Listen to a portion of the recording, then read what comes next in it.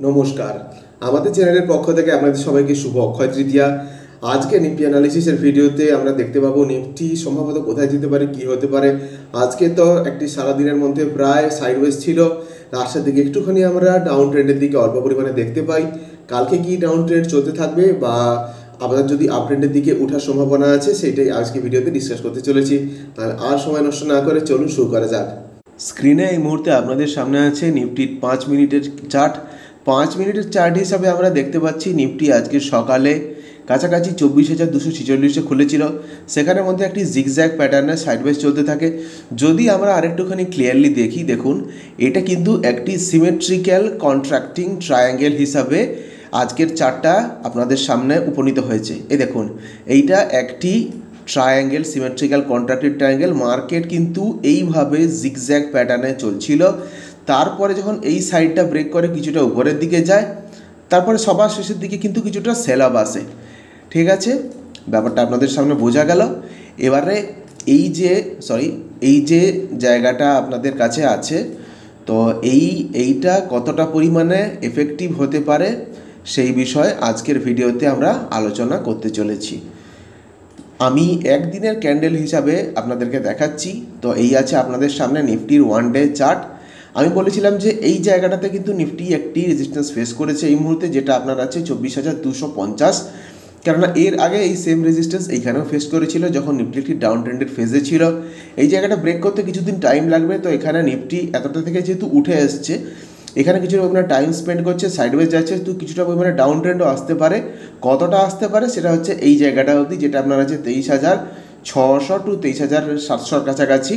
তারপরে যদি উপরের দিকে উঠে এই জায়গাটা যাবে, অর্থাৎ 25,000-এর কাছাকাছি যাওয়ার সম্ভাবনা আছে।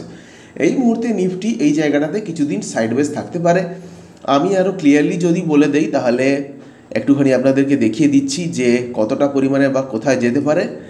তো এইটা হচ্ছে আপনাদের ম্যাক্সিমাম যেটা রেজিস্ট্যান্স এই মুহূর্তে ফেস করছে বারবার এইখান থেকে আরও আমি আপনাদের ক্লিয়ারলি দেখিয়ে দিচ্ছি। এই যে জায়গাটা দেখুন, 24,000 থেকে 24,300 টু 350, এই যে জোনটা আছে, এই জোনটার মধ্যে কারেন্টলি নিফটি ফেসে আছে। এই জায়গাটার মধ্যে কিছুটা কোনো হার্ডেল হতে পারে, সাইডওয়েজ যেতে পারে, তারপরে নিচের দিকেও আসতে পারে।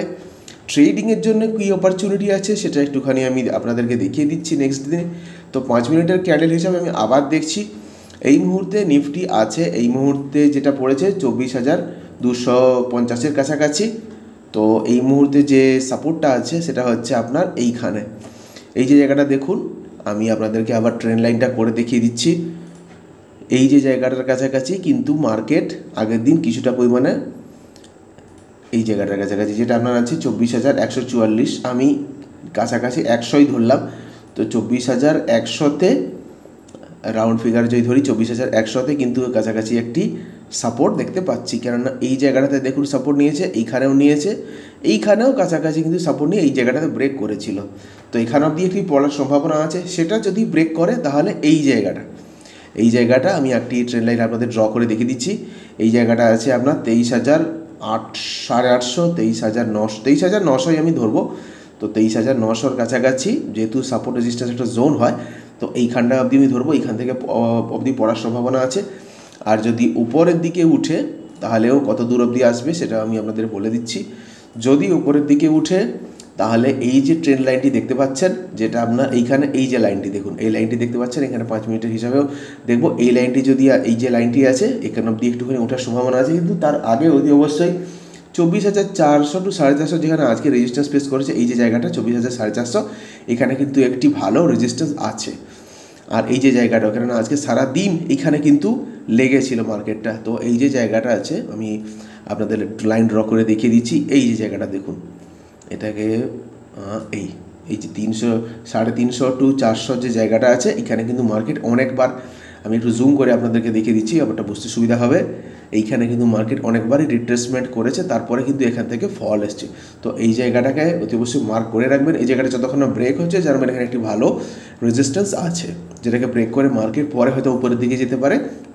বাট ইমিডিয়েট কিন্তু খুব একটা ব্রেক করার মনে হচ্ছে না, সম্ভাবনা আছে মার্কেট কালকে একটু নিচের দিকে যাওয়ারই সম্ভাবনা আছে। বিশেষ কিছু ভয় পাওয়ার কারণ নেই। দেখা যাক কালকে নিফটি কীভাবে পারফর্ম করে। এই ছিল নিফটির অ্যানালিসিস। আশা করছি বুঝতে পেরে গেছেন। দেখা হচ্ছে আপনাদের সঙ্গে পরের ভিডিওতে। খুব তাড়াতাড়ি আমি অপশন ট্রেডিংয়ের কিছু স্ট্র্যাটেজিস নিয়ে আপনাদের সঙ্গে ফিরে আসবো। সবাই ভালো থাকবেন, সুস্থ থাকবেন।